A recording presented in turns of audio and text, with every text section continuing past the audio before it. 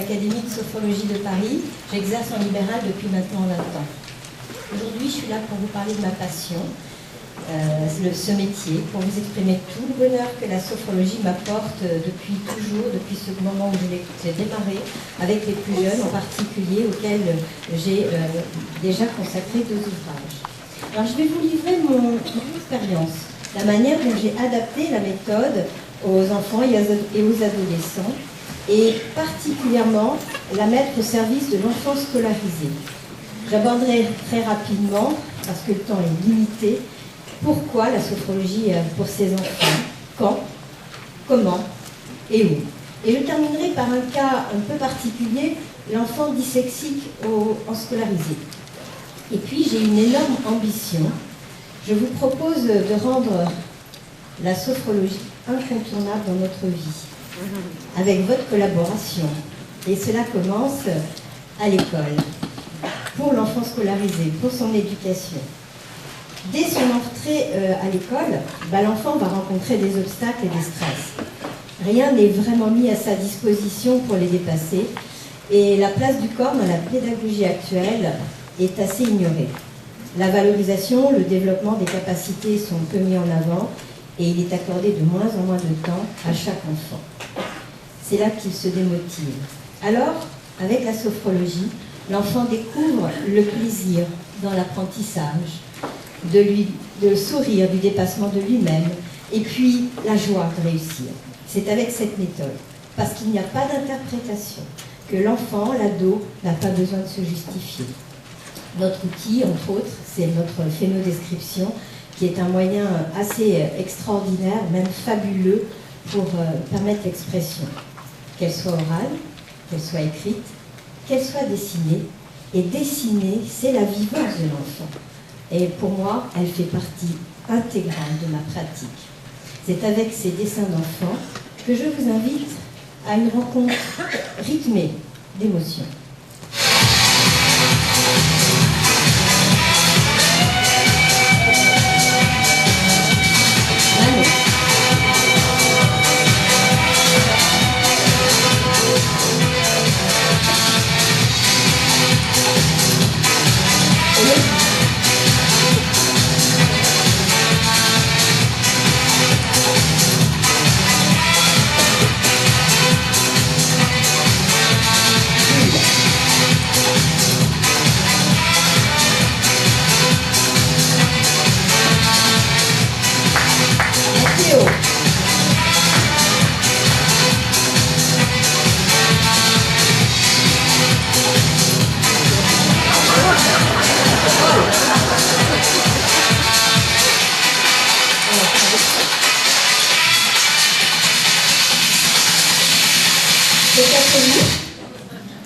Alors, le quand. Eh bien, dès l'école maternelle. Parce que la sophrologie va l'aider à prendre conscience déjà de sa respiration. La sophrologie et sa pratique va l'aider à préparer la conquête de sa verticalité dès la maternelle, celle de son schéma corporel qui est en pleine construction, et puis apprendre à se détendre, parce que l'enfant qui rentre à l'école a de grands changements de rythme de vie et donc de fatigabilité. Et puis c'est aussi déplacer ou, comme certains me disent, se détacher du négatif. Vous savez, toutes ces choses qui nous embêtent. Et comme m'a dit un petit garçon, bah dis donc, à force de souffler là-bas, comme tu dis, loin, de l'autre côté de la terre, ça doit drôlement être sale là-bas. Hein. C'est vrai qu'après, j'ai rectifié le tir. Peut-être vous parler aussi d'une expérience, un cadeau qui m'a été fait. J'ai accompagné ma fille en dernière année de sa maternelle à la visite médicale qui est obligatoire. Et lors des tests psychomoteurs, vous savez, ces tests, on doit mettre la main sur le nez, relâcher les yeux fermés, marcher sur une île, etc. Eh bien, ma fille avait fait tous les exercices les yeux fermés. Donc le médecin s'est approché d'elle en disant « Mais dis donc, tu es drôlement à l'aise dans ton corps, les yeux fermés ». Et elle lui a répondu normalement « Bah, c'est normal, moi je fais de la sophrologie ». Donc le médecin lui a dit « Ah bon, tu fais de la sophrologie, mais où ça, quoi, comment ?» Bah, avec ma mère, elle est sophrologue. Donc bien évidemment, le médecin s'est retourné vers moi, m'a demandé dans quel cadre j'avais fait de la sophrologie avec ma fille, et puis je lui ai expliqué que c'était en réalité un petit groupe que j'avais mené en expérience sur une année de ces années de maternelle qui était assez extraordinaire. J'avais eu l'inconscience de prendre 15 enfants pour une première fois. Mais ça s'est très bien passé. Et donc la dame, médecin, est revenue avec une liste en me nommant les uns après les autres, tous les enfants de mon groupe, plus un, parce que là je ne sais pas d'où il vient, il n'était pas à moi. Et elle m'a dit, j'ai dit, mais comment vous avez eu cette liste? Qu'est-ce que c'est que cette liste? Et là, elle m'a expliqué, bah, écoutez, vous avez travaillé sur les 3 communes, sur les 3 villes, et on a repéré ces enfants, parce qu'ils avaient au niveau psychomoteur 2 ans et 8 mois d'avance sur les autres. Enfin, d'avance, dans leur réactivité. Et effectivement, ça leur a permis d'avoir aussi une meilleure approche après, je dirais, au niveau psycho et corporel, des apprentissages à partir du CP. C'était un petit peu l'exemple que j'avais envie de vous dire pour vous faire comprendre que bah, voilà, la sophrologie, ça peut être aussi cet accompagnement-là. Et puis, on va passer à l'école primaire. Là aussi, peut-être pour mieux saisir l'importance de notre action, de tout ce potentiel qu'on peut apporter d'accompagnement, je vais vous parler de Tiffaine. J'ai fait une intervention dans une classe à triple niveau, ce qui est assez grave. C'est la dernière année de maternelle, CP, CE1. J'ai intervenu dans le cadre de faire une présentation. On a fait une relaxation dynamique du premier degré avec ses enfants, 25. Une relaxation un petit peu particulière à ma sauce, puisque nous sommes devenus des pirates, les yeux fermés, comme on pouvait, debout, et à découvrir chaque partie de nos corps avec une action.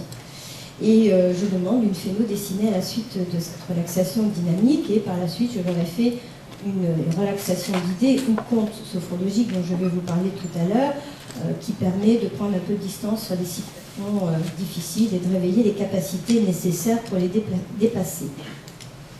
Là, la maîtresse m'a interpellée en me disant « Oh, c'est bizarre là, vous voyez la petite Tiffaine, c'est la première fois, ça fait 3 ans qu'elle est dans ma classe, elle est en grand échec scolaire, elle a 9 ans en CE1, c'est la première fois que je la vois se servir d'une règle. » Et la petite dessinait son bateau, le mât, les pirates, enfin tout était là. Bien.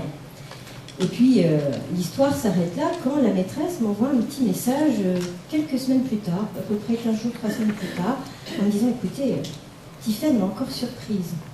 Elle a numéroté chaque ligne de son cahier pour pouvoir écrire. » Alors je lui avais demandé pourquoi. Et cet enfant qui ne rentrait pas dans les apprentissages, qui avait cette difficulté d'écrire dans les lignes, d'elle-même avait numéroté ces lignes pour se repérer. La maîtresse était un petit peu déçue de ne pas y avoir pensé elle-même. Et puis, nouvelle chose. 15 jours plus tard, cet enfant est arrivé avec un petit papier. Dans le creux de la main, il a confié à sa maîtresse. Je vous le livre tel que je l'ai reçu par texto, vous savez, sur les photos de vos téléphones, de vos smartphones. Et à cette petite fille, il avait écrit « Ce soir, Tiffaine embrasse sa maman. Bonsoir, maman. » Et puis, elle fait semblant de s'endormir, mais la coquine allume une lampe torche pour lire en cachette. Je vous dis pas l'émotion de la maîtresse, c'est la mienne. Et c'est là que vous voyez une relaxation dynamique, une spécifique, puis un enfant peut trouver et réveiller en lui tout ce dont il a besoin. Un peu comme nous avons entendu depuis ce matin, eh bien, laissons chaque personne vivre et sa vivance, son vécu, comme on l'a entendu, et réveiller ce dont il a besoin. Maintenant, on va aller rencontrer, il y a un peu plus grand, c'est le collège. Là, un autre univers, le collégien, il a besoin d'être accompagné, d'être rassuré. Parce que d'abord, il y a beaucoup de transformations dans son corps et avec les hormones qui le perturbent. L'anxiété est très forte, elle peut se traduire par des troubles du comportement. D'autre part, parce que là aussi, on lui a imposé une nouvelle méthode de travail, une nouvelle approche du travail à fournir. Encore une fois, la sophrologie, c'est un moyen extraordinaire de lui permettre d'appréhender ces étapes. D'abord, les 3 premières relaxations dynamiques, associé à la conscience tissulaire, hein, tout le monde connaît l'ancienne Wi-Fi, maintenant ça s'appelle conscience tissulaire, il va intégrer son schéma corporel en évolution. Moi, je me suis rendu compte combien faire parler de la biologie à un préado ou à un adolescent était important. C'est un aspect concret qui facilite bien l'intégration à la conscience. Hein, ma peau, mes muscles, mes organes, mes os, mon système nerveux, voilà, ça facilite l'appropriation. Les techniques spécifiques vont lui permettre de canaliser son énergie débordante, souvent traduite en agressivité. Et là, on va pouvoir utiliser cette énergie et la substituer pour peut-être mieux se concentrer, ou apprendre à se concentrer, pour se motiver au travail. Et puis, il y a la vue du premier examen qui va être le brevet et qui va commencer à apporter une nouvelle notion à cet adulte. On continue notre cursus, on arrive au lycée, au bac et aux études supérieures. Là encore, on a une vraie solution, quelque chose d'exceptionnel à proposer aux lycéens et étudiants. La rencontre avec eux-mêmes, débloquer les peurs, les aider à se projeter dans l'avenir et être présent. On l'a entendu aussi ce matin. Les techniques de base, elles vont donner l'accès à la détente. Vous savez, un ado, et encore plus un lycéen, ça c'est plus détendre. Ils ne savent pas faire. Mais c'est plus de la détente, c'est une espèce de coma souvent.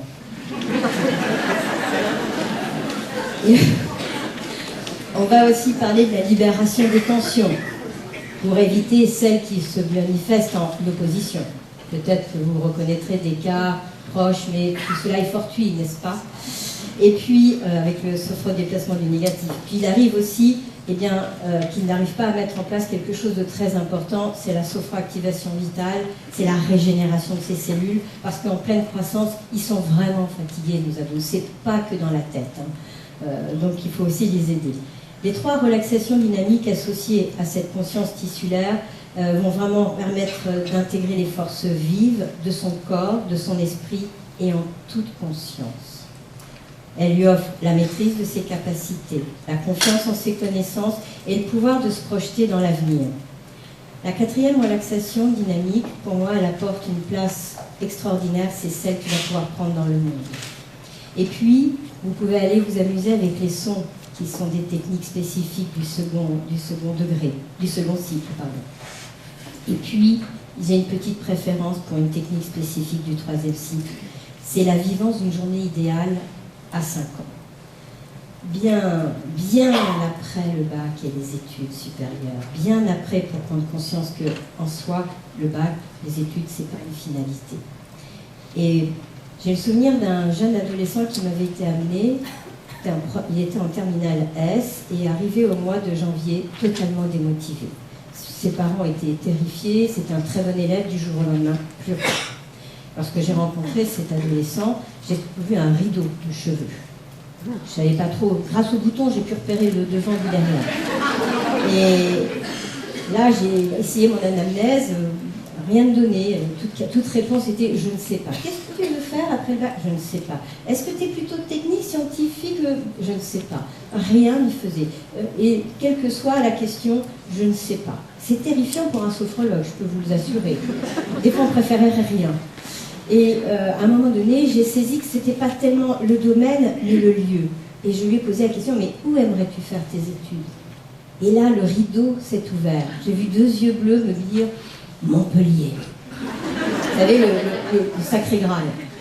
Donc j'ai compris que ce n'était pas tellement la ville ou les études, peut-être une petite copine par là qui devait l'intéresser, mais à partir de ce moment-là, on a pu faire cette technique. Il s'est projeté dans cette ville, 5 ans après avoir terminé ses études, son bac et tout le reste, dans la ville où il voulait, dans l'endroit où il voulait, de la manière dont il voulait, avec la personne qu'il voulait. Et c'est d'arrache-pied qu'il a eu son bac. Voilà. Je voulais vous dire ça parce que ça suffit de très très peu avec les adolescents pour leur retrouver leur motivation, leur. Alors, comment eh bien, j'ai des choses un petit peu particulières que je mets en place depuis 20 ans. Déjà, faire prendre conscience de sa respiration. La respiration en toute conscience. Parce que, quel que soit l'âge de l'enfant, acquérir la conscience de la respiration, c'est la chose indispensable à la pratique de la sophrologie. Quand je peux faire comprendre à l'enfant que la respiration, c'est la vie, et que maîtriser cette respiration, c'est maîtriser sa vie, alors on lui fait un cadeau inestimable.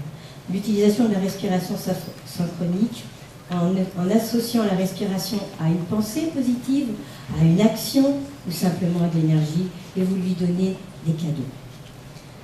Et puis l'autre accès, eh bien, c'est le jeu. Alors, pour ceux qui me connaissent, oui, le jeu. Je m'amuse beaucoup, je fais de la pédagomagie. Et j'ai sélectionné pour vous quelques-uns de ces jeux, en particulier pour faire prendre conscience de son schéma corporel, un jeu qui est celui de la boule magique. Alors la boule magique, dès le plus jeune âge, l'enfant peut rencontrer son corps, son schéma corporel avec cette boule. Il va se concentrer et va intégrer la vivance au passage de la boule sur les parties du corps qu'il nommera ou que nous nommerons, avec une certaine intentionnalité. Elle peut devenir une sophrobase vivencielle parce qu'elle brille et qu'elle fait du bien là où elle passe. Elle peut simplement être faite de petits pics, et là vous avez un sophrodéplacement du négatif à chaque fois qu'elle passe et qu'il peut souffler, ou bien simplement venir la câliner. Nous sommes en sophro-présence immédiate, et tout cela en toute conscience. Alors, l'autre, le déplacement du négatif, je l'ai matérialisé, parce que le négatif, il fallait le matérialiser. C'est pas facile de dire à un enfant, un adolescent, débarrasse-toi de ton négatif. Débarrasse-toi de tout ce dont tu n'as plus besoin et qui te dérange.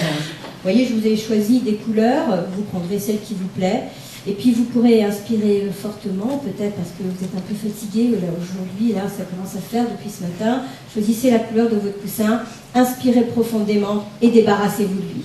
Ouf. Voilà, c'est particulièrement rigolo quand on est très nombreux. Ça fait des grosses sophro-batailles de coussins. Vous aurez aussi un travail que j'ai mis en place, c'est assez particulier, c'est le jeu de la plume, qui consiste à souffler sur une plume et à la mener à un endroit avec un objectif positif, en observant, sans interprétation, les manifestations dans le mouvement de la personne, de l'enfant, dans le positionnement de son corps, dans l'intensité de son souffle. On peut avoir une lecture immédiate de la manière dont l'enfant gère l'énergie et la confiance en lui. Voilà, donc là aussi, je dois vous avouer qu'en arrivant sur scène, j'ai trouvé une petite plume, donc je vous l'offre. Et puis, il y a ces contes sophrologiques. Alors, bien sûr, ce n'est pas des techniques sophrologiques, mais ils sont conçus à partir des techniques spécifiques et de la relaxation dynamique intégrée à une histoire. Là, c'est l'histoire d'une vie. Il y a un dernier outil que j'avais envie de vous présenter, celui qui est spécifique aux pré-ados et aux ados, c'est le jeu des mandalas. Je me suis trouvée très très ennuyée quand il a fallu mettre en place la relaxation dynamique du 3e degré avec la tridimensionnalité et la marche. Première chose, mettre debout un adolescent. Tu te mets debout. Et il cherche encore. Ensuite, c'était ferme les yeux. Nous allons vers vraiment des choses très difficiles. Et alors le pire, ça a été, et maintenant tu médites. Là, j'ai perdu beaucoup de mes passions à ce moment-là. Donc pour pouvoir mettre en place cette tridimensionnalité, j'ai inventé ce support qui est fait d'un visuel et d'un mot, d'une phrase, que je dispose. Sur le premier pas, cette tridimensionnalité, on va commencer par notre prétérisation. Sur le 3e pas, notre futurisation. Et sur notre 6e pas, la boucle, pour le retour, eh bien, ça sera la futurisation. L'ensemble des mots et des phrases apporte, s'il le désire ou pas, librement à l'adolescent ou au préadolescent la possibilité de méditer dessus. Ne jamais laisser un enfant ou un adolescent dans l'impuissance, dans l'incompréhension. Enfin, c'est où ? Où est-ce qu'on peut pratiquer la sophrologie avec les enfants scolarisés? Alors bien sûr, hors milieu scolaire, votre cabinet libéral, le milieu associatif, les structures institutionnelles. Je suis très heureuse d'avoir entendu que beaucoup de choses se mettaient en place dans les crèches, dans les DAS, dans les centres de loisirs, dans le milieu hospitalier. Et puis aussi, eh bien, sur ce temps d'accompagnement périscolaire au niveau des maternelles et du primaire, dans les coopératives scolaires, au niveau du collège, mais aussi sachez-le, sur les temps d'accompagnement personnalisé avec des chefs d'établissement qui sont tous prêts à nous laisser la place sophrologue pour intervenir. Et enfin, dans les grandes écoles, sur des projets d'accompagnement des étudiants, où j'ai pu travailler par exemple avec HEC, non seulement pour les examens, mais surtout pour la préparation aux embauches, pour les stages et les premiers emplois. Alors, je vais terminer. Le cas particulier. Alors, pas si particulier que ça, puisque si j'ai choisi le dyslexique scolarisé, c'est parce que ce handicap est reconnu par l'éducation nationale. Il faut quand même savoir que les enfants qui sont touchés par cette dyslexie eh bien, principalement, n'arrivent même pas à recopier un texte qui est écrit au tableau, ne peuvent pas organiser l'ordre des mots dans une phrase, ont des troubles de l'attention et de la concentration qui sont très souvent associés à cette problématique. Sur le plan du comportement, ils ont des difficultés à se valoriser, ça génère souvent de l'agressivité face à cette impuissance, à celle qu'ils ressentent. Il y a de la susceptibilité, on parlait de l'ego, mais il y a beaucoup d'orgueil parce qu'ils ont peur de perdre la face, parce qu'ils ont peur de se sentir nuls auprès des autres. Et puis surtout cette anxiété au quotidien. Et dans les 3 cas que je vais vous proposer, j'ai choisi de vous présenter un état de crise. Là c'est trop tard, mais on va faire quand même quelque chose. L'état d'urgence et puis la prévention. Vous voyez, la bulle, laissez-moi. Voilà ce qu'on va essayer de mettre en place avec le dyslexie. Sur l'état de crise, j'ai encore choisi de vous parler d'exemples parce que c'est plus simple. Diego, 17 ans, il est en première, il vient pour un problème de perte de motivation, enfin juste à quelques semaines du bac de français tout de même. Et c'est un enfant, qui est un lycéen, qui ne rend pas ses devoirs. Taxé de fumiste par ses enseignants parce qu'il est plutôt brillant et même très présent à l'oral en classe. Alors je découvre assez rapidement qu'il ne s'agit pas qu'il ne veut pas rendre ses devoirs, c'est qu'il ne peut pas rendre ses devoirs. Je l'ai donc dirigé vers une orthophoniste qui a très vite mis le diagnostic dyslexique avec déjà une forme de rééducation. À quelques semaines du bac, il était absolument impossible de faire autre chose que cet état de crise, c'est-à-dire apporter des techniques spécifiques pour gérer son stress, peut-être mettre en place la futurisation et des techniques comme le geste signal. Voilà, ça c'est dans le cas où on peut faire que ce qui est possible tout de suite. Le deuxième cas, l'urgence au pied du mur. Quand je pense à ce cas, qui est Ariles, je ne sais pas s'il apprécierait que je l'appelle comme ça, l'urgence. Ariles a 17 ans, il est en première S, enfin plus exactement il est dans sa seconde première S, parce que la première s'est très très mal passée. Il est dyslexique, diagnostiqué, et là c'est l'état de panique. On a déjà fait de la sophrologie ensemble, Ariles et moi, il a déjà fait pratiquement toutes les relaxations dynamiques, et on a pu mettre en place pas mal de protocoles très personnalisés avec les relaxations dynamiques. Et puis arrive le moment du bac. Vous savez que les dyslexiques ont droit à ce qu'on appelle un tiers-temps. Le tiers-temps, c'est qu'au lieu d'avoir les 3 heures pour faire leur examen, ils en ont 5. Ça veut dire que déjà 3 heures c'est long pour un dyslexique, alors 5 heures je ne raconte même pas. Et la première chose qu'il m'a dit, ma mère m'a dit qu'il fallait que je tienne les 5 heures. Voilà. Alors, je lui ai proposé ce protocole, un protocole d'accompagnement.